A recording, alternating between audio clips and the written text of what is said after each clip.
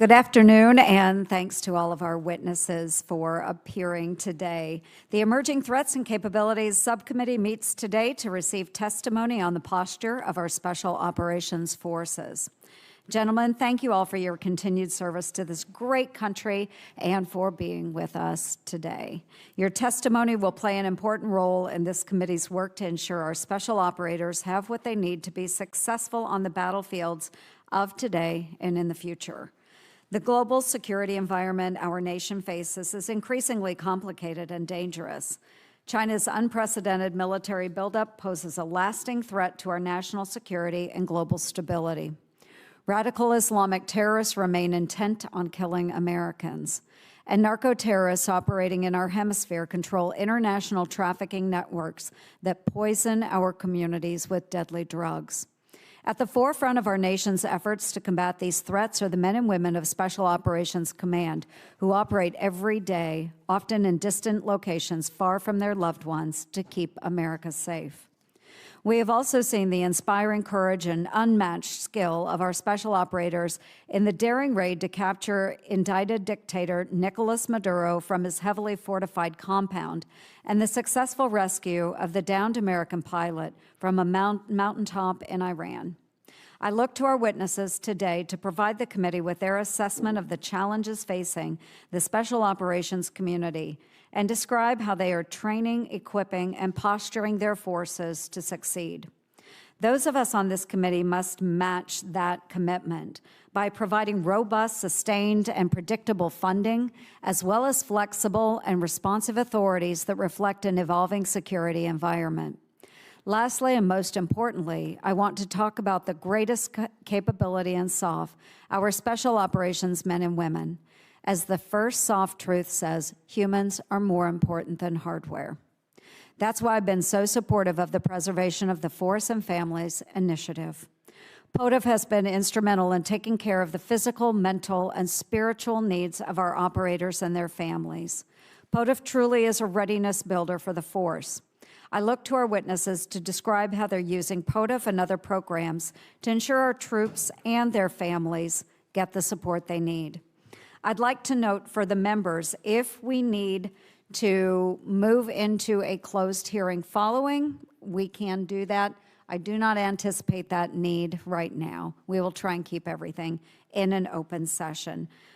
So again, thank you so much for being here, and I now turn to Ranking Member Senator Slotkin for her opening comments. Thank you, Senator Ernst. I know we shocked you by having two senators show up early to a hearing, and I will shock you again by having very similar remarks to my chairwoman here.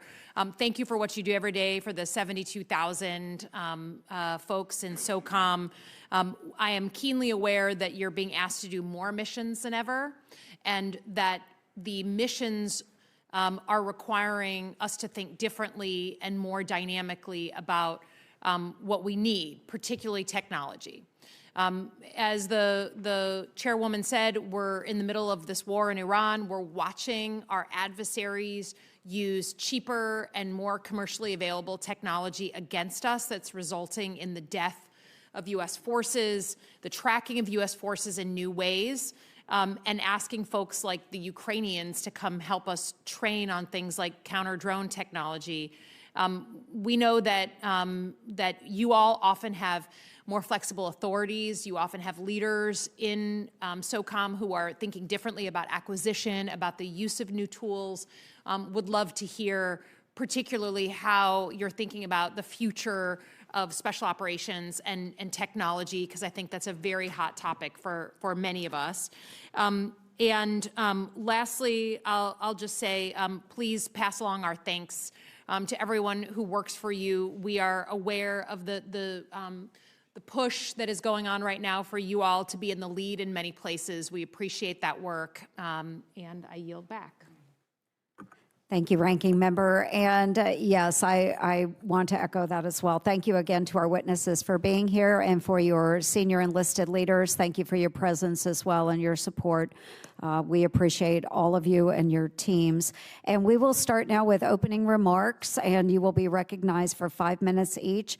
And because I am the chairman, I will take the prerogative of having the Army go first. So Lieutenant General Ferguson, you're recognized for 5 minutes of remarks. Thank you, ma'am. Chairwoman Ernst, Ranking Member Slotkin, and distinguished members of the subcommittee, thank you for the opportunity today to represent the remarkable men and women of the United States Army Special Operations Command. I'm honored to join my fellow component commanders today as we testify on behalf of the world's premier Special Operations Forces. Our Army Special Operations formation represents less than 10% of the Army and is resourced by less than 1% of the Army budget. Similarly, we constitute about 16% of U.S. Special Operations Command's budget and roughly half of its people. For such a small investment, Army Special Operations provide an outsized return. Our core mission is to generate combat-credible Army Special Operations soldiers and formations capable of operating in deep and denied areas in support of the Army and the Joint Force. To do this, we assess, select, train, and equip some of the top talent the Army has to offer and provide them to geographic combatant commands to execute the full range of special operations. Our people are creative and audacious by nature, employing and adapting current tools and skills to meet the challenges and missions they face today. Simultaneously, they envision and integrate the advanced capabilities that will define tomorrow's fight. Events over the past 5 months clearly demonstrate that while special operations comprise a small percentage of our military, both in size and cost, we continue to play a key role in enabling our joint force partners and allies to deliver strategic effects for the nation. Our global disposition, generational relationships, and regional alignment routinely place us at the tip of the spear, and what we witness there drives my primary concern. Only sustainable, predictable, timely, and consistent funding will allow us to transform and modernize quickly enough to face the rapidly evolving threats we will encounter on tomorrow's battlefields. Our people, the Army's finest, remain our competitive advantage, and it is our mandate to ensure they are organized, trained, and equipped to win both today's and tomorrow's fight. That mandate drives our transformation efforts and further fuels my concern for appropriate resourcing going forward to adapt to the threats our adversaries will present. In closing, I want to assure you that we are dedicated to our core mission. Your Army's Special Operations Forces are strategically ready, generating warfighting capabilities and asymmetric advantages for crisis response, cooperation, competition, and for conflict, both today and in the future. Thank you for the opportunity to testify and for your continued support to the Army's Special Operations Forces. I look forward to your questions and working together as we defend our great nation and care for our remarkable soldiers and families. Thank you. Thank you. Lieutenant General Conley, you are recognized. Chairwoman Ernst, Ranking Member Slotkin, distinguished members, thanks for this opportunity for Command Chief Freeman and I to represent the more than 21,000 airmen of Air Force Special Operations Command. My thanks to your committee for the continued support. I'm honored for the opportunity to be up here today with my SOCOM teammates, and I look forward to your questions in this session and any additional questions if we require a closed session. I'll be direct. In the last 5 months, AFSOC executed the 2 largest presidentially directed deployments in our 36-year history, while also maintaining a persistent operational tempo across 5 other geographic commands. From the first island chain to Iran and from South America to the Arctic, Air Commandos are defending the homeland and fighting for America's interests abroad alongside our joint teammates and allies. Late last year, from a cold start, we deployed the vast majority of our CV-22 fleet from our operational squadrons, our schoolhouse, even staff members from my headquarters, along with a large contingent of MC-130s to multiple locations in just days, not weeks. Less than 2 months later, your air commandos were needed again for another major operation. As the world recently witnessed, AFSOC was instrumental in bringing home our Air Force teammates. As our airmen and SOF partners know, leaving an American behind is non-negotiable. Simultaneously, our MQ-9 enterprise proved that adaptive airmen can transform any platform's mission envelope, destroying hundreds of targets in contested operating areas. I believe recent operations have been the MQ-9 community's finest hour. We delivered all of this while receiving less than 0.5% of the Air Force budget and a proportional part of the U.S. SOCOM budget, which collectively represents only about 2% of the overall defense budget. Without a doubt, AFSOC provides an outsized return on investment for America. But here's the reality. Over the last 5 years, flat budgets forced hard choices. We've realized more than a $1 billion reduction to our budget, which slashed modernization investment by nearly 40%. We've divested 84 aircraft, prioritizing the retirement of legacy platforms that couldn't meet future operational demands, and have committed to reductions affecting an additional 31 combat platforms. These decisions reflect our commitment to fiscal responsibility, retiring what we can't afford to modernize. However, we've now reached an inflection point. More than 1/3 of our fleet has been reduced while demand continues to rise. Further divestments will directly translate into missions we cannot execute. We invest heavily in training our airmen. AFSOC training is difficult, lengthy, and costly. We cannot mass produce air commandos, nor can we afford to lose their critical combat experience and ingenuity. Broad Air Force manning shortages have created an environment where units manned at 80% are considered healthy. For AFSOC, this means our airmen are being asked to achieve 100% mission success with a 20% personnel deficit. And while our air commandos are resilient, they are not invincible. Sustained excellence requires sustainable investment, equipping air commandos to operate at the pace and scale our nation demands. So on behalf of Air Commando Nation and our families, Chief Freeman and I thank you for your continued support. Your commitment to our people enables us to succeed in the most challenging environments and deliver anytime, any place, anywhere. Thank you, sir. Major General Huntley, you're recognized for 5 minutes. Chairwoman Ernst, Ranking Member Slotkin, and distinguished committee members, thank you for this opportunity, and thank you for your enduring support. I'm honored to represent MARSOC, especially as we celebrate our 20th anniversary. We meet at a pivotal moment. Today's threat environment is shaped by state adversaries, violent extremists, and criminal networks who are more aligned, capable, and active across all domains than ever before. Against this, MARSOC's mission is clear: deliver Marine SOF to defend a homeland, deter aggression, and fortify global networks. We reinforce SOF asymmetric value across the spectrum of conflict. For 20 years, we have delivered outsized strategic value. Less than 5% of SOCOM, 2% of the Marine Corps. We execute nearly 10% of SOCOM's operational missions at 2% of its budget, an unmatched return on investment. We face 3 primary challenges going forward. First, deter gray zone adversaries and prepare for large-scale conflict.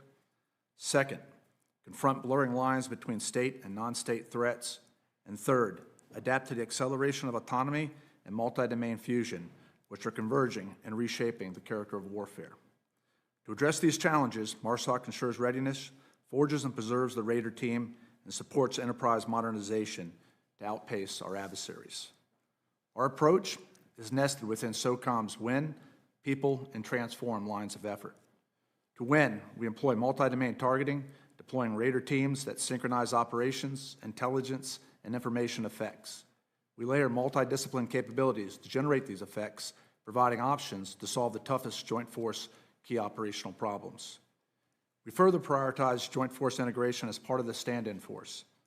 Our persistent deployments in the first line chain exemplify this approach by concurrently enabling crisis response, counterterrorism, deterrence, and of course, preparation for conflict. Our posture is most heavily weighted within the Indo-PACOM theater in order to deter China and support our regional allies. We also maintain significant investments in CENTCOM and AFRICOM with tailored efforts elsewhere. We adjust these investments based on the strategic priorities and emerging theater requirements. MARSOC's foundation, our foundation is our people, the Raider team, forged by the leadership and expertise of our operators, specialists, and Navy corpsmen. Our disciplined force generation process delivers reliable, lethal, and resilient SOF. Our agile teams support enduring campaigns and respond rapidly to emerging threats. Furthermore, their health and resilience are strong and, frankly, getting stronger thanks to your advocacy for programs like preservation of the force and families. Finally, our imperative is to transform at the speed of the evolving operating environment. We accelerate modernization through operator-driven feedback loops, streamlining research, development, and acquisitions.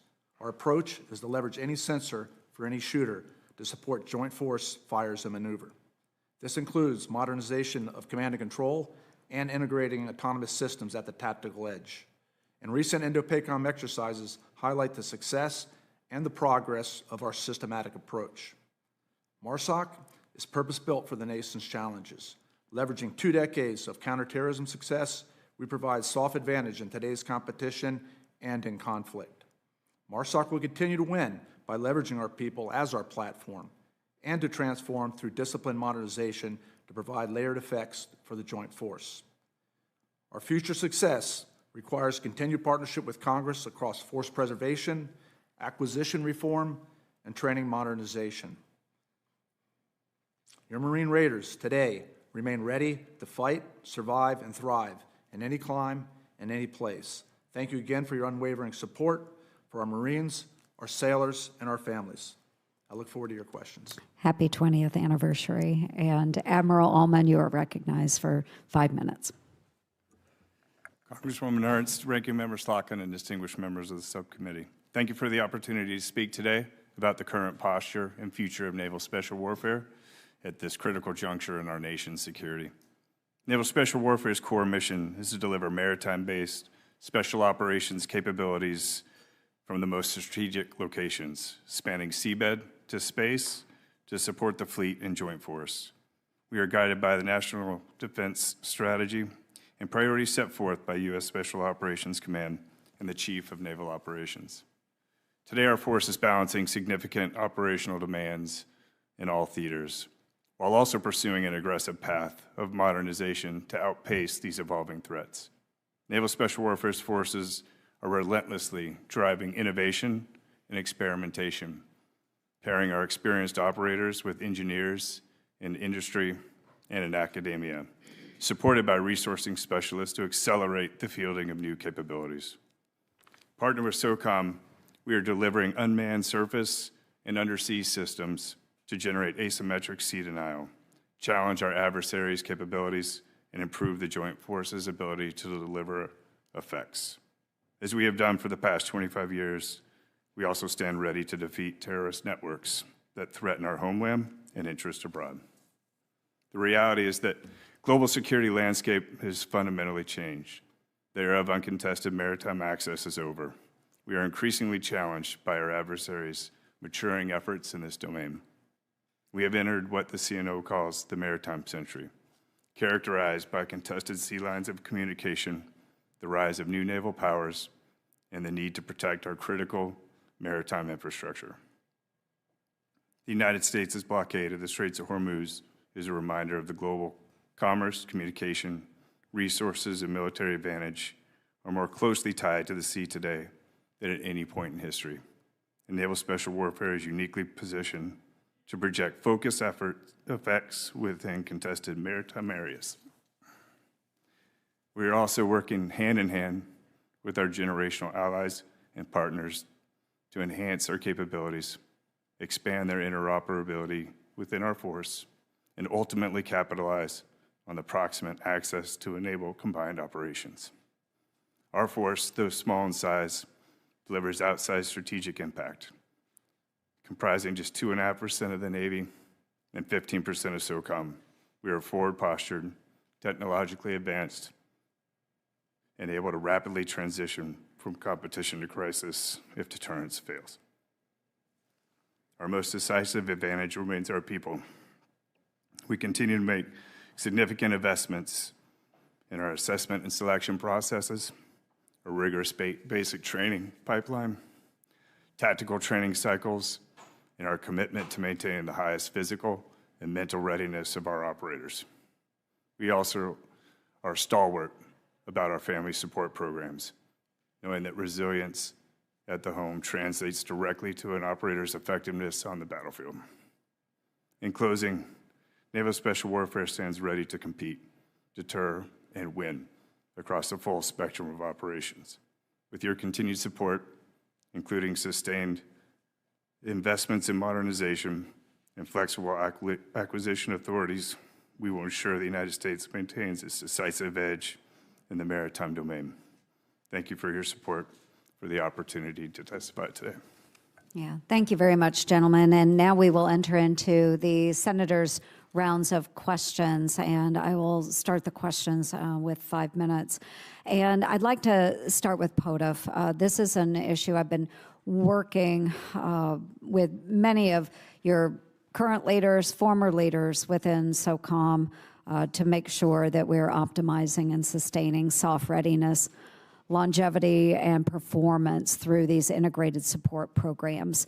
As the operational tempo and demands on the force continue, we also have the responsibility to ensure that these services are actually reaching the operators and the families who really need them the most. GAO has previously found that access to POTF resources can vary significantly depending on the location and the component, and that SOCOM's allocation model does not always align providers with the areas of greatest demand. As component commanders, you have the closest visibility into how these programs are functioning on the ground across your formation. So with that in mind, where do you still see the greatest unmet demand within POTF, whether that be psychological services, spiritual support, physical rehabilitation, or family care resources? And we'll reverse the order, actually, and Admiral Ullman, if we could start with you, please. Yes, Senator. So I would say that our biggest challenge is probably in the per capita ratio of strength and conditioning and rehabilitation for our operators. That would be number one. And number two, I think we always have a lot of room to make up in our support to the families. I think the biggest area for us, the biggest challenge for us is probably in our West Coast, Southern California teams, somewhat based on the geography and the fact that most families live up to an hour or 90 minutes away from the base. And so it makes it more challenging for them to access some of the support. But like I said, the flatline funding, I feel like we just need to be better in supporting our families in general. Yes, Senator, thank you for the question. Although I would say I feel pretty good about where we're at right now on the physical side, then to include not only the performance training, but also the physical therapy. The cognitive, I feel good. I feel pretty strong about. If there's one place that we could use more help, that is on the family side. Our experience going all the way back to the early 2000s through now, through multiple deployments, times where we've had very challenging times for the command, to be able to develop and facilitate those informal networks with the families. Not only does it connect the families together, but it connects them to the command and to the command leadership. I'd place that as invaluable. When times get hard and people are getting injured or we're losing people, those networks have really carried the day. That's where we could use the most help, ma'am. Okay, thank you. General Conley? Thank you for the question, Chairwoman. And I appreciate the continued support of POTF. It's incredibly important to the FSOC formation. I'd say I'm largely aligned with my teammates up here, more with families, but each location is a little different, as you mentioned in your question. I'd say we see episodic challenges of manning, some of them, but nothing that concerns me. You know, with a forward-based wing in Mildenhall, which I know you visited recently, and another one over in Okinawa, and split into Yokota and Tokyo. Sometimes the overseas specialties go through cycles where we have a hard time finding contractors to go over there across all the disciplines, but I think generally speaking it's manageable. The one area that I'm challenged with at times, just with reduced budgets, is FSOC is unique from the other components in the sense that we own installations. And so for Hobart Field and Cannon Air Force Base, I have a large support population, folks that are running the facilities on base, maintaining what is a small city, and so sometimes that's lost in translation. POTF is designed for operators, and I fully respect that, but the support people in AFSOC make the machine run, and so trying to thread the needle on making sure our special tactics and our aviators get the level of POTF support they need from the physical, cognitive domains, but also not leaving teammates behind that need help in different ways. Great, thank you. And if you could just finish up, General Ferguson? Yes, ma'am. Very Wonderful. Thank quickly, you. Very similar challenges for us. The one advantage that we do have as being part of the Army is that we do have access to the holistic health and fitness program, and so the Army partners with us in many of at all of our installations to balance out the challenges we have with POTF. But small installations are where we are challenged also. Yes, ma'am. Okay, thank you, gentlemen. Senator Slotkin.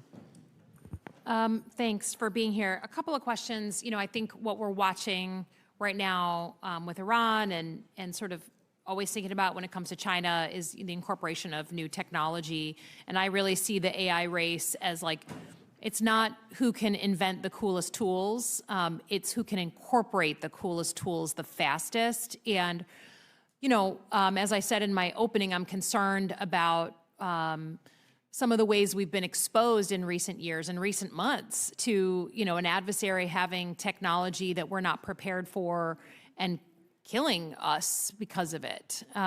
So can you guys just walk through for me the way that you are, and give me some examples, the way that you're incorporating AI into warfare today, not like as a future thing, but what you as leaders do you see actually being incorporated, and give a little meat on the bones so that we have confidence that even with the budget, which we know you'd like to be larger, that it's not just about airframes and old school tools, it's the new stuff. So give me some confidence that we're actually meeting the moment on this, and we can just go down the line if that's okay, keeping it brief. Yes, ma'am. Thank you for the question. So we see AI really as a critical tool for cueing human action and then offloading the cognitive burden on human operators and human intelligence professionals that are executing or conducting intelligence assessments based off of the information that's coming in from different systems. So right now, I mean, it's not a replacement for human decision making. We do not see it as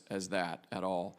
Right now, the biggest area in which we are using it within U.S. Army Special Operations Command is within predictive maintenance with our rotary wing aviation fleet. So we've been using it there for several years, and it's proven very valuable in that arena. Another area that so we'll continue to do that will continue to get better. With respect to the employment of AI, or artificial intelligence, on the battlefield, the first place we're really looking to employ it is within within processing of ISR, intelligence, surveillance, and reconnaissance information. And in that respect, we see it more as a tool for screening out. That's really the offloading the cognitive burden from the human that's on or in the loop. Eventually, I'm sure that we will want to apply it broader to some of our unmanned systems. But again, we're going to employ the capability in those systems in a way that will offload that cognitive burden on the operator. Great, thank you. General Conley. Thank you for the question, Senator. I'll give you just two quick real-world vignettes. I think sometimes necessity is the mother of invention. And since the start of hostilities with Iran, I have a small team that was put together to do something completely different. But on the first day, they realized that our MQ-9s and other aircraft were at risk in a very hostile environment. And they were able to take some smart people, use artificial intelligence tools, and put humans on the loop instead of in the process the whole time, and move top secret, national level intel collect in a process that would take the humans 20 to 30 minutes to get that to a crew, into a cockpit or into a ground control station for an MQ-9 crew. Automated it using AI bots, put it down to a secret level, put it into the cockpit in 2 to 3 seconds from detect. And we have data that indicates that we've saved a lot of aircraft over the last 60 days using that tool, just to provide better battlefield situational awareness. The other example I have is our agile process exploit and disseminate tools, where our intel analysts that are looking at full motion video, a very heavy human intensive process, they've been able to use AI, again, just smart humans getting together, figuring out solutions in order to proliferate that information across the intel community in seconds, rather than what could take hours in normal processes. So we're learning every day, and we're getting better every day. Great. General Huntley. Senator, thank you for that question. In my opening comments, I talked about any sensor and any shooter. We currently have a commitment with a task force within the first island chain. What we're seeing and what we see as a mission requirement going forward, that if we do go to conflict, that our adversary will have a significant scale advantage. So our ability to leverage a variety of sensors, whether they're coming from national technical means, whether they're top secret, or more than likely something coming from our partners, to be able to ingest the data from all those various types, models, and series of sensing platforms, and then put it on the one pane of glass and able to then push it into the Joint Fires Network at the theater level. That's what we're working on very hard right now. And as we go through a series of exercises that Indo-PACOM holds, we are working to progress that. I feel pretty good about the progress we're making. We're not there yet, but we are making progress. Well, I'm getting, I'm sorry, I've been watching a stopped clock and thinking I just constantly have 1 minute and 21 seconds left. So I've been alerted the old-fashioned way. So if it's okay, if just briefly, I'm sorry, Madam Chair. Keep going. Yes, ma'am, not to repeat any of that. I think we're finding some benefits to the persona targeting and leveraging AI to have a deeper understanding of linkages and networks and expanding the library of potential associates. And then secondarily, I think in the same respects, our own protection of the force, understanding our own potential risks in digital expression, et cetera, leveraging AI as a red cell tool could be an opportunity for us as well to deepen the overall protection and preservation of our forces. Great, thank you. Yield back. Thank you. Senator Budd. Thank you for yielding me the minute 21 seconds perpetually. Good to see you all again. General Conley, General Ferguson, I want to congratulate you all and thank you all for your work with AFSOC and USASOC's role in recovering the Strike Eagle crew a few weeks back. It was a very significant Easter.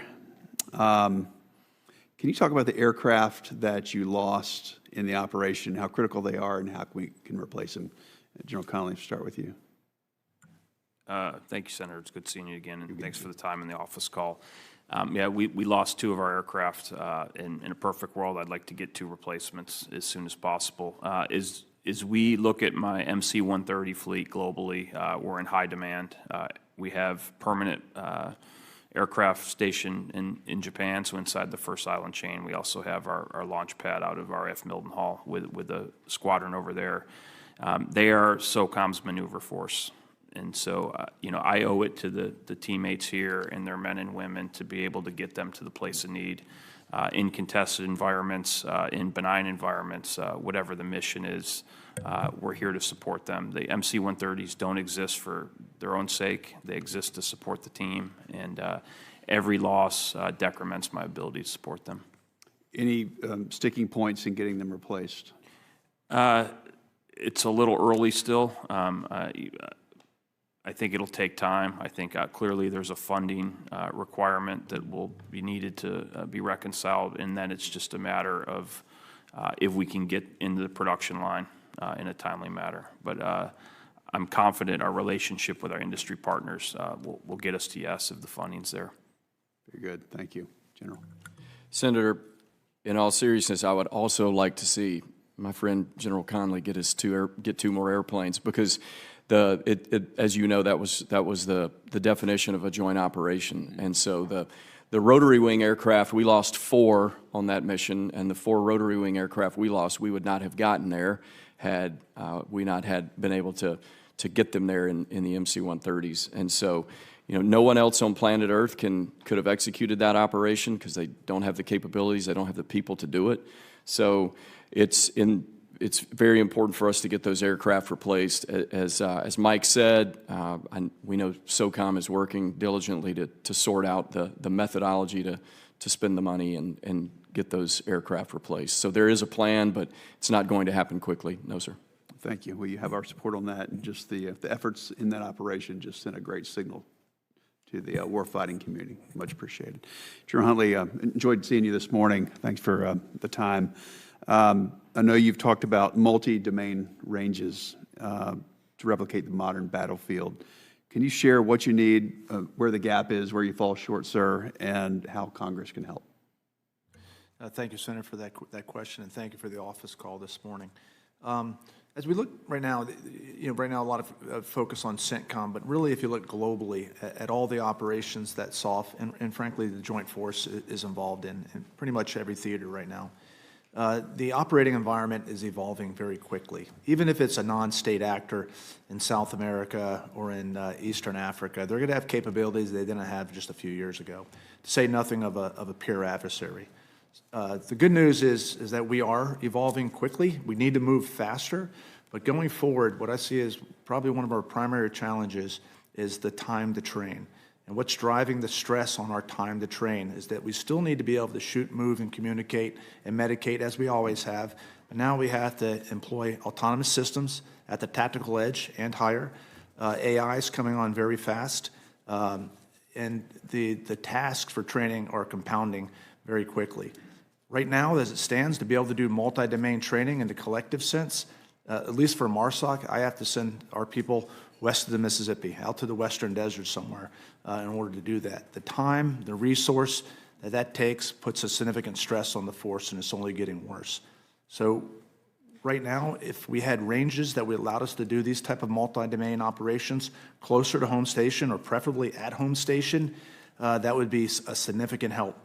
For us not only going forward and being able to incorporate these new capabilities, but also maybe as important, if not more important, the stress on the force in the future. Thank you, sir. Another question, General Huntley, about MARSOC.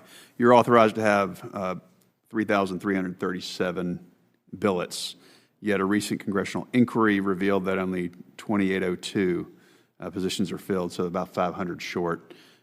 Is this a concern, and how are you addressing it, and how can we help? It is a concern, Senator, and thank you for that question.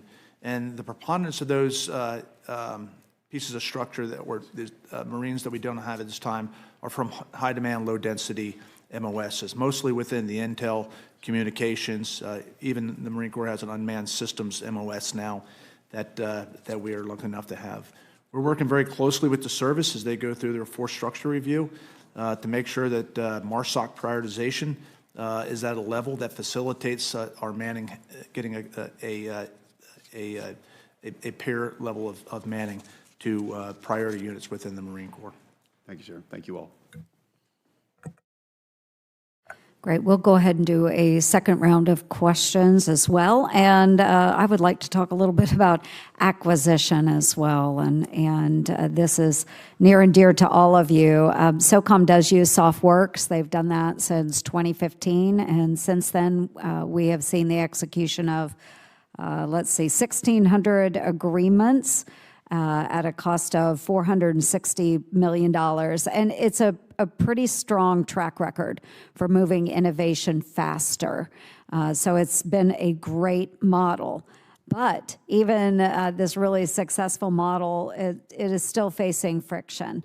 And particularly as SOCOM shifts more from software-defined capabilities, while much of this acquisition system remains built around hardware. So we're seeing growing concerns around vendor lock and proprietary software restrictions. So where do you believe the greatest friction points still exist between identifying an operational need and then actually fielding that capability with your operators? And General Conley, why don't we start with you? Thank you, Senator. I think if I'm candid, the biggest friction point is just the timing on our budgeting processes. So I can operate, if I want something right now, I have to have money left in my budget for this year to put money towards it, and I probably already have that earmarked against something else. So if it's emerging, it's hard to do. And then, we're building the 28 POM right now, so the next round to get to that consistent funding stream is 3 years from now, 2 years from now. We work in the margins in between, and we have a great relationship with SOFWORKS. They do a lot of great things for us. So that's one challenge. The other one is how do you get it and scale it across a fleet of aircraft or across a fleet of special tactics teams. So the scaling transition often becomes a sticky point, but we're better because of SOFWORKS. SOCOM is. Absolutely. General Huntley? Yes, Senator. Of course, anything that allows us to incorporate new capabilities quicker. As I said before, the characteristics of the operating environment are moving as faster than they have in my 37 years of service. Right now, the traditional way of doing it, the lead times are just too long. I would cite as an example is our recent program of records that we have established for 3 unmanned systems.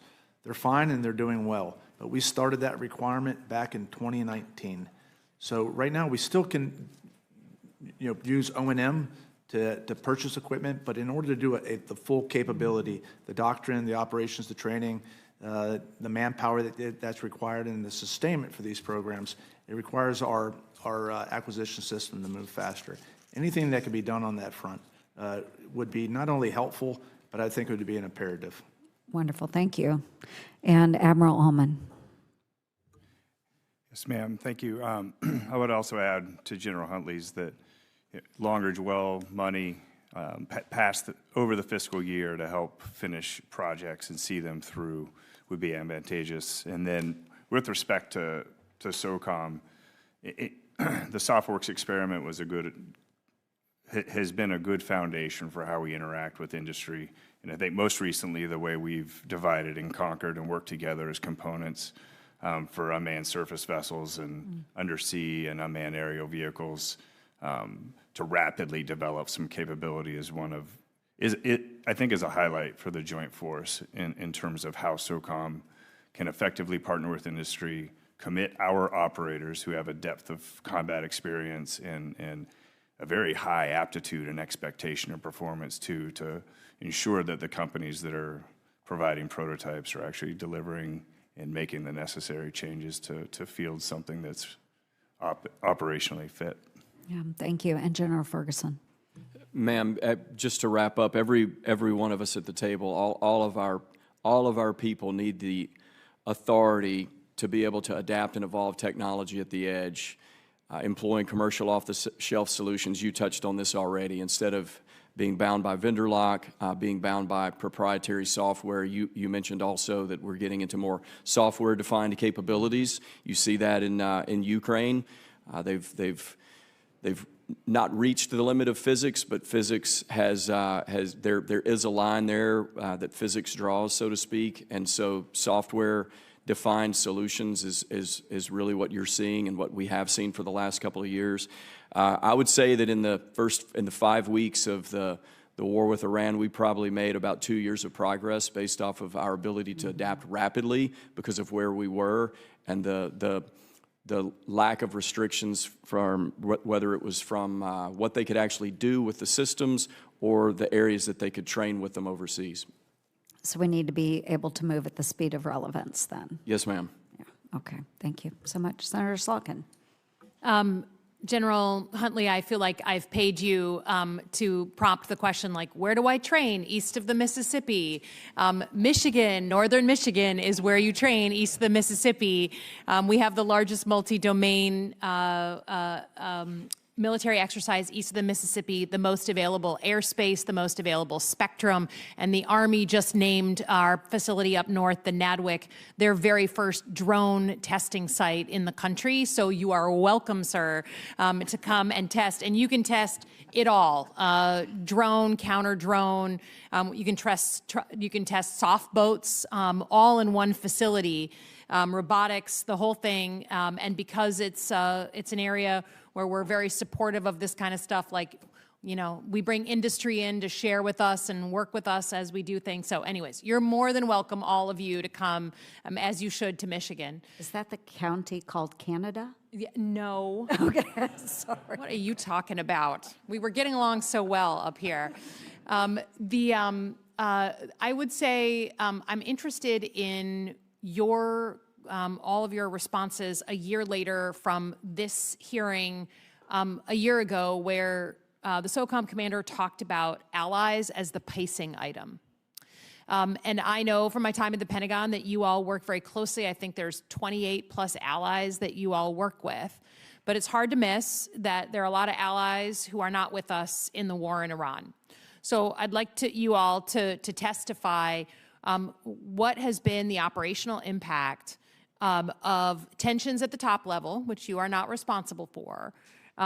What has that done operationally? Are there any, I mean, I'm very aware, General Conley, that as I understand it, allies were very important even in just airspace and for the recovery of the pilot, the downed pilot inside of Iran. So tell me operationally, very honestly, what has changed or had to be amended given allied reservations about this conflict? And we can start anywhere we'd like. Thanks, Senator. That's a great question. I'd say you've kind of hit it a little bit already from an aviation lens where we're often coming from a farther distance or globally access basing and overflight. I think we've learned a lot over the last couple months that we rely on our partners for lily pads to get us from the United States into wherever we're going. And I think maybe we've taken that for granted to some degree over the years, that the bases are always going to be open for our use. And we've been able to adapt, and we've been able to get the missions complete, but not having the assured access that we're used to with mainly European countries as we transatlantic towards CENTCOM has been something we've had to work hard to make happen. Senator, where we have our most pronounced relationships right now was within the Republic of the Philippines. We've been there for at least from a MARSOC perspective in force since 2015. We've been through the big counterterrorism fights with them, and recently we've worked very close with them as they look to push back against PRC incursion into their territorial waters, and we're currently working very close with them to help them with deterrence by preparing them for conflict. So right now, I would describe our relationship with the Filipino government and Filipino SOF, along with the rest of the Filipino military, as very strong. It's outside of the areas that may be affected. And then likewise, we're also partnered with a variety of both Somali, but also Spanish partners in Somalia right now. But right now, at those levels and where we're operating, we've had minimal impact. Okay, thank you.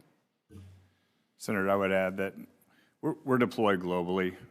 We are always learning from our partners and trying to seek technological advantage, and so we're doing that in Europe, we're doing that in the Pacific, and really trying to learn and translate those lessons into the current conflict. And I think we've been successful in a few areas, in one-way attack and counter-UAS, to improve our own defenses and inability to operate in the CENTCOM AOR. But just so I'm clear for both General Huntley and Admiral Altman, is it your testimony that there's been no operational impacts in your engagement in the Middle East because of kind of political considerations that are happening at, way above your level? I want to make sure I understand what you're saying. I heard about overflight and access particularly in Europe, but are you both testifying that there's been no changes based on concerns and considerations at the political level?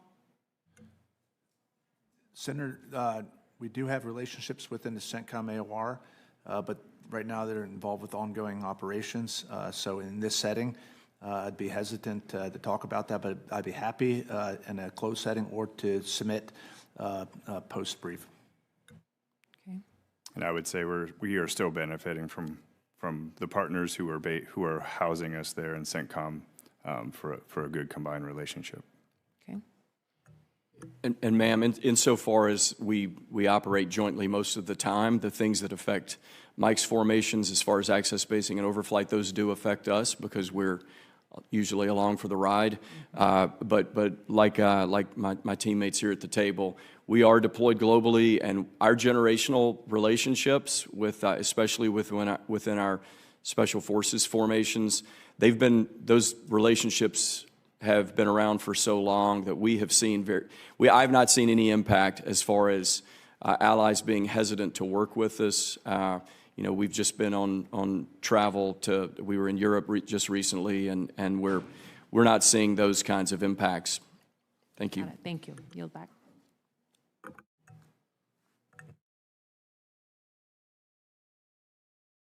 Are you prepared for questions, Senator Sheehy? Okay, go ahead. Senator Budd, thank you. Thank you. So just to pick up on a question, General Huntley, from an earlier conversation, what additional authorities would you need to better conduct operations against al-Qaeda affiliates in Somalia? You know, I'm thinking about your advise and assist missions that we spoke about with the Somali Army. So what else would you need? Senator, thank you for that question. And in advance, thank you for what the 127 Delta and Echo authorities that have been granted. Those are incredibly helpful in accomplishing our assigned tasks for the Global Combatant Commanders. But I'll describe it. If we had more freedom of action in that theater, we'd be able to suppress counterterrorism threats, specifically to the homeland, in a quicker manner. Question for all of you. I asked Admiral Bradley the other day when he was here. I noticed that SOCOM's O&M has only increased from 9.4 to 10.9 billion, but that's between 2019 and 2027. So it fails to keep pace with inflation, and more importantly, the increased operational tempo that we've seen. So can you talk about some of the top priorities and capabilities? If you had a higher top line, what do you not have now, and what would you get with more? And we'll start with you, Admiral Allman. Senator, our top priority right now is providing maritime capabilities so that we can project effects in places that nobody else can get to. So that is both in our surface combatant craft, in which we have a modernization effort happening now, and then most impactfully probably in the undersea, and subsea seabed warfare, and how we are seeking to ensure that America retains its asymmetric advantage in the undersea. Our partnership with the submarine force, we've got a new multi-mission dry submersible in the build stages now. These are just expensive platforms that take a significant amount of SOCOM's resources, but yet provide enormous strategic advantage to our nation. Senator, to be short, I would accelerate our ability to ingest data, sensor agnostic, and then quickly get to scale. Like I said, we're making good progress right now, but we can't move fast enough. Thank you, Senator. I would put it in modernization efforts, near-term ones that we've already started, that I believe are cutting edge, that are bringing us capabilities that'll help us win on future battlefields. But just the stop-start sometimes of the budget, we have just enough to keep it going, but not to scale it and move it at a speed that will get it to our airmen quickly.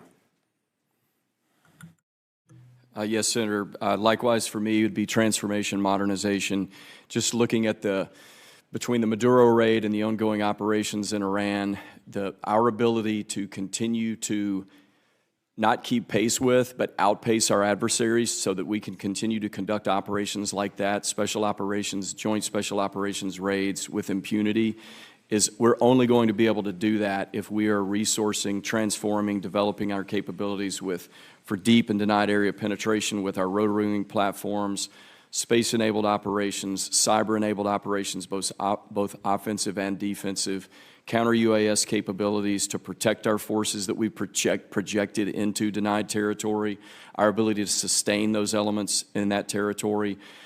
That's a big laundry list, but those are the things that allow us at right now to be able to execute those types of operations.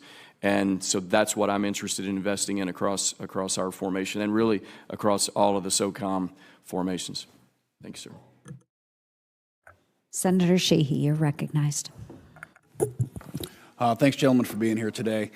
The core capabilities of our broader soft formations are never going to change. Obviously, we're never going to get away from the basics, and we're never going to get away from the need for high-quality individuals across the force. What will be constantly evolving is our need for technology and platforms that empower those missions, like the next-generation helicopter, next-generation fixed-wing, submersibles for both your formations in our force. So how can we budget increase, of course, as Senator Budd said, no question. We do need a massive increase in SOCOMs and the component command's baseline budget, but how can we empower with acquisition authorities all of your components more so that we can make sure we're keeping pace with those platform upgrades, whether it's space, cyber, electronic warfare spectrum, or physical mobility platforms, to make sure that your forces are staying at the cutting edge? Well, what other acquisition authorities do you need? Yeah, sir, thank you for the question. I'll start. For us, it's probably smaller scale than it is for my teammate Mike here. But I touched on it earlier in answer to Senator Ernst's question. But our ability to adapt and evolve technology at the edge and not be locked by vendors because of acquisition authorities, not be locked into proprietary software, firmware, sensors, those type things, that will make a tremendous difference. When you look at the capability that our forces are going to need to be able to apply on the battlefield, long range, one-way attack, strike capability, et cetera, that takes a lot of activity at the tactical edge by the operators as they continue to adapt and deal with the threats that those systems are going to encounter on the battlefield. And with the current acquisition authorities as they are, we are stuck with proprietary solutions and vendors providing those capabilities. Thank you. Thank you for that question, Senator. I agree with Gil on this. But I would add, is one of the areas we're leaning hard into in AFSOC as part of the Defense Autonomous Warfare Group is the long-range one-way capabilities, both air and ground-launched. It might not be acquisition reform or change, but we need help navigating through a system that is not used to buying attritable things. We buy defense systems for life. And then, we go through years and years of sustainment. The future warfare needs more affordable, more attritable things that we can acknowledge that we're going to buy in 6 months, a year, maybe 6 weeks, they're going to be outdated. And so our processes are not set up to move fast and acknowledge that, hey, this worked great last week, but next week it's no longer the thing we need, and we need to off-ramp that and bring new things on. Senator, thank you for that question. I would describe it as the ability to work with a vendor, whether it's big or whether it's something that's emerging, to harness technology and be able to spiral develop that very quickly into a capability. And then as new technologies come along, having the freedom of action to upgrade to the next capabilities that comes along. The technology is out there, our ability to get our hands on it from a resourcing, and then the time it takes to turn that into a real capability, it's improving, but it's too slow right now. Senator, I'll just wrap it up by saying I think the top line increase at SOCOM is responsible because, as you're hearing from us, we divide and conquer to rapidly experiment across different domains and ensure we're not being redundant. And then we collaborate and put the tools into a forward evaluation, determine they work, and then share the outcome of that work. Well, I think specifically for you, Admiral, I think obviously I'm biased, but 70% of the world is water, and the domain under the sea is an area that we have unique capabilities, both within the Special Operations Enterprise as well as just military-wide. And I think for too long we've taken for granted the fact that we have that capability, but when that capability is asked to become an enterprise with an op tempo reflective of what GWOT was, where the expectation is we can launch operators 24/7, 365, and missions wherever we need them. Our undersea enterprise doesn't have that yet, and we need to get to that because that's the expectation that Admiral Paparo and others will have if we have to, unfortunately, fight a conflict in Westpac. So as you evaluate the undersea enterprise, which of course is a unique component of this to your command, what is it we can do to make sure you're prepared as possible for that conflict? Yes, sir. While expensive, our undersea systems and our partnership and ability to develop, whether it's robotic vehicles or unmanned undersea vehicles that work in concert with the submarine force, just provide that tremendous capability that can only be found in naval special warfare and our partnership with the subforce. So investments and then allowing us to iterate at a much faster rate to conduct operations multiple times a month, vice what used to be once or twice a year is what will be necessary to get after the challenges in the undersea. Well, thanks, gentlemen. I would just reiterate from our level, no matter what the engagement looks like, no matter who the adversary is, whether it's a Navy fight or an aviation fight or a ground war, the soft button is always being pushed, and it's being pushed faster and more often than it ever has before. So your force, your broader enterprise is going to continue to be called on at a higher op tempo and for the most important missions possible. So be as vocal as you can with us about what you need, because we need you guys more than ever, and we need to make sure you have what you need to get the job done. So thanks. Yeah. Thank you, Senator Sheehy. Senator Kelly. Well, it sounds like you were probably talking about where my question was going to be, Admiral, about maritime unmanned systems, other advanced platforms that you need. I will just say I've been pushing my Ships for America Act to try to rebuild the maritime industrial base here domestically, so we can improve shipbuilding, but that also extends to the stuff you need. Those kind of capabilities. We require, that workforce. Could you talk a little bit about, just so I know, and you may have already said this today, where are you today in underwater systems and other unmanned systems, and where do you want to be, let's say, 5 or 10 years in the future? Thank you, Senator. We have been making progress in our undersea assets, but we have a significant build coming up in our multi-mission dry combat submersible, which will partner with the Virginia class and give us access to nearly anywhere on the planet we need to go in the undersea. And so that investment is just beginning. And so that capability will return to a capability we had in the early 2000s that is just so strategically important that the investment in both the platforms and the MILCON that will be necessary to launch and recovery of the platform is probably our most significant needs. Yeah.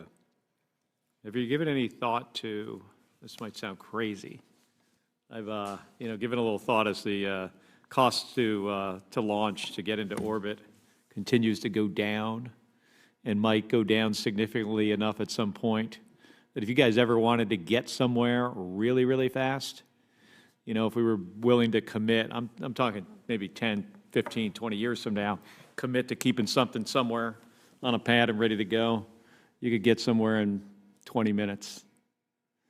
You guys ever talk about like these crazy ideas? I'll defer to my AFSOC colleague here, but yeah. Senator, thanks for the questions. Good seeing you again. See you. We're looking at it. We look at it from a rocket cargo type of lens. How could we get it across the world in minutes and not days?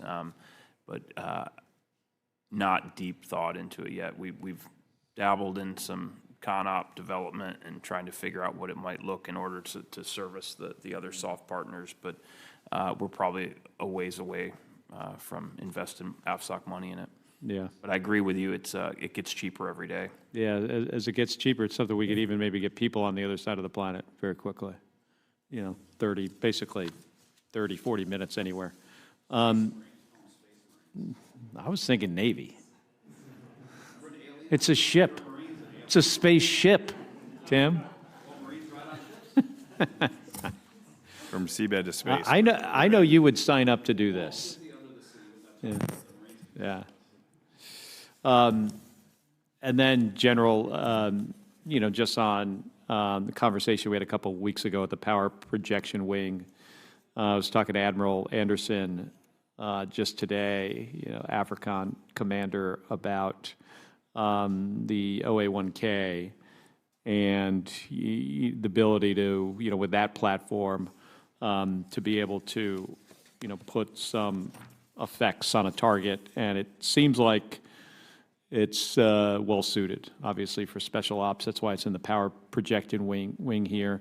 Could you give me a little update on where we are with standing up the wing at Davis-Monthan? Yes, Senator, I certainly can. So we just took possession of our 18th OA-1K, And I think from an operational perspective, you're right. We have yet to put it into combat. We're still building out the initial cadre and training crews. I think it'll provide combatant commanders a Swiss Army knife capability where one day it could do exquisite SIGINT, collect intel, ISR things, and also be armed with up to 6,000 pounds of payload, whether that's Hellfires, rockets, maybe some small cruise missiles that we're working on. So I think, it provides the ground force commander lots of options at a very affordable price point. Flight hours that are roughly 50% less cost per hour than an MQ-9 even. As far as Davis-Monthan, we have already planted some seed corn out there with our personnel to build it out next summer. Our wing commander will take command of the wing out at Davis-Monthan. We will get our first OA-1K delivered out there later this fall. Our first two operational OA-1K squadrons will be at Davis-Monthan. And then we're working through the environmental analysis with a recommendation to move a CV-22 squadron out there. Great. I was in Jordan a couple years ago, and they had some sitting on the ramp, some of the air tractors, and they had a lot of stuff hanging off of it. Thank you. Thank you. Senator Moody. Thank you so much. Great to see you, gentlemen. I will just note that I was born and raised in Hillsborough County, Florida, where SOCOM has been headquartered since 1987, since its inception. Great things come out of Hillsborough County, Florida. It's great to see you again. I was really interested in some of the comments that you made regarding the need to, the way we approach procurement of weapons, resources for the military, and the way we look at that. It might not be something we get and we maintain for years and years and years. It's a totally different mindset, and you said we need to address that. And then I think there was also this understanding that we need to have some more real-time, once we get these assets, we need to have some more real-time interaction with maybe the manufacturers as we're tweaking or maintaining or, dealing with the technology or the actual hardware. And so I'm kind of going a little bit off what I intended to ask, and I'd like to hear from all of you really, but specifically the two that made those comments.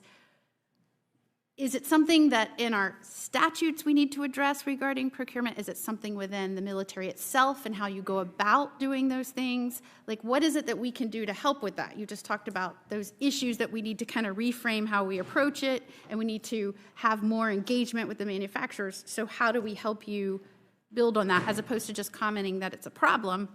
What can we do tangibly to help you solve that? And we'll just start down and work. Yes, ma'am.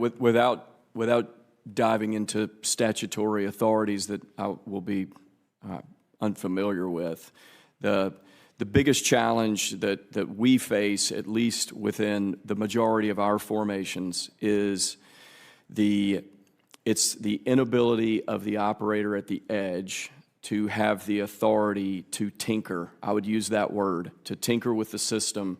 If a system is employed and it fails, we don't have the ability to apply the know-how that our individuals have, the expertise that they have, both for their craft and potentially even that particular system, to develop solutions to potentially resolve whatever challenge that system is having. And specifically, I'm thinking of unmanned systems right now, mainly unmanned aerial systems. And so we are bound right now to the actual vendor of that system that has the proprietary capability. And so what we are looking for is an ability for our people at the edge to have the right to repair. I know the Secretary of the Army spoke about that earlier today. That's really what we're driving at with most of our formation, ma'am. Thanks, Senator. It's good to see you again. I would expand on that. So from an Air Force lens, again, I don't know if I could speak to statutory changes, but from an Air Force lens, we tend to buy things for many years. So if you look at the Air Force fleet right now, not just the AFSOC fleet, which is relatively healthy compared to the rest of the Air Force, we're flying planes that are 50, 60, 70 years old. And what I have in my large fleet of, I'll just use C-130s as an example. I've got 2 exquisite variants of that I can do a lot of things with. I want to be able to use untapped capacity within those airframes to do new things. So if I want to put a long-range small cruise missile on one of those aircraft that can fire at a target 500, 600, 700 miles away, I want to be able to iterate quickly on the software within that. And as General Ferguson mentioned, often working with the large vendors, there's proprietary information to get into the mission computers. We hit walls that small vendors that are trying to move fast and give us those capabilities sometimes get out-muscled by the bigger vendors, and they can't break through. So that doesn't mean the bigger vendors aren't great partners. It's just the business model that they use, and so any help we could get, encouraging, again, the ability to partner with smaller companies on the offline, that would be really helpful. I think I would really like to know, I think my colleagues would like to know which big vendors you're speaking of that are making it harder for our military men and women to do their jobs because they cannot address what we've spent so much money acquiring to make it work for what we need in a particular mission or in a modification. I would be very interested to know what are the top folks that are giving us a hard time. Okay. Senator, thank you for the question. As I talked about before, having the ability to be able to acquire new technologies quickly, whether it's from a small vendor, whether it's from a more traditional vendor, and then be able to incorporate that into an operational capability. The quicker we can do that, the better it would be. A great example would be, I talked about before, our ability to do targeting at scale, leveraging a variety of sensors to be able to put it onto one pane of glass and interface with the Joint Fires Network. Our partnership with that was with a relatively small company that was unknown, that was just really an emerging name in the AI field. So it's really a software thing. But they had basically a capability, not necessarily purpose-built for what we needed it for, but the partnership that we had with them has allowed us to be able to move forward in the development of that. In a perfect world, or in a better world, we'd be able to do that and move it quicker to a real capability. The same thing could be said at the tactical side. For where there are people fight in the future, the folks across the field for them are going to have capabilities at the tactical edge that we haven't seen before. When you see some of the stuff that the cartels have, or the things that we see Al-Shabaab or some of the other people of that ilk having. A great example would be small UASs, right? They're out there. I can buy them right now. I can put them in the hands of our operators, but the ability to kind of adapt them and make them a real military capability at some form of scale is very challenging right now. So anything that we can do, of course, on the military side, we'll do our part, but anything that allows us to move faster from a statutory perspective would be very helpful. Thank you.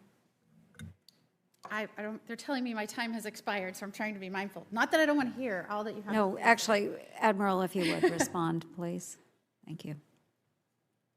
I think the team covered it. It is challenging because we have a high expectation. We're forcing, whether it's a small company or a mid-grade company, to iterate with us with no true commitment to a number of platforms until they deliver. So a little bit of a paradigm shift from a requirement through a long dwell program where whoever the business or company is has a multi-year expectation of payment.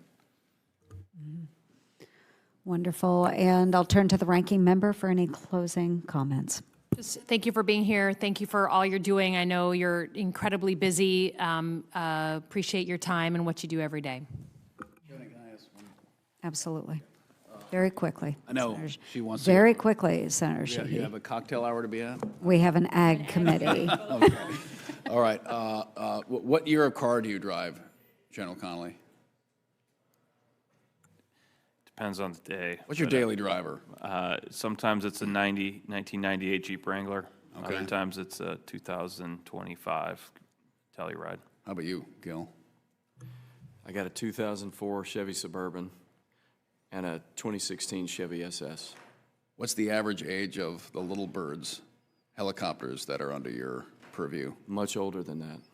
What's the average age of your C-130 airframes? We're blessed on the C-130 side because we've recapped our entire fleet. So most of them are less than 10 years old. All of them are less than 10 years old. So we're blessed there. I can't complain when I look across to my Air Force teammates. When was the last time you got an iPhone, a new iPhone? 2 years ago. Right, yeah. So we upgrade the average age of a U.S. airliner is 15 years that carries passengers. Most of us probably get a new smartphone every other year, and most of us probably drive cars less than 10 years old. Yet we send our best troops into combat on helicopters that are half-century old sometimes, maybe a little less.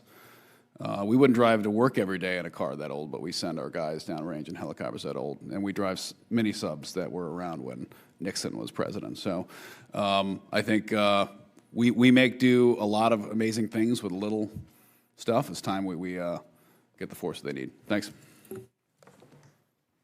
Yes, thank you, gentlemen.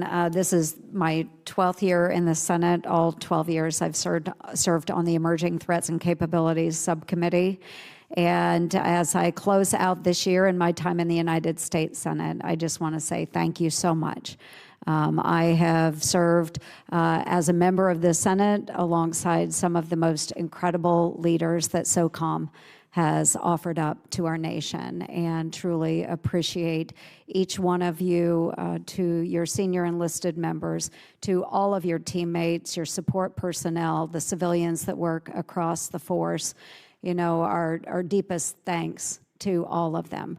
We often think in terms of actions in conflict, you know, how many enemy killed and so forth. But I would love to know someday the statistic on how many lives have been saved through the actions of SOCOM and your members, because we truly don't focus on that enough. We ask a lot of you, and God willing, you always produce. And thank you so much for your time and service, for being here with us today. And it has been such a privilege to be with all of you. And if I can ask of a chairman's favor, it is a tradition that we take a photo with all of our commanders in SOCOM, as well as their senior enlisted members. If you brought chiefs, if you brought whoever with you, let's include them in a final photo as well. But God bless you all, and to your entire teams. We truly appreciate you. Thank you. And that concludes the subcommittee hearing.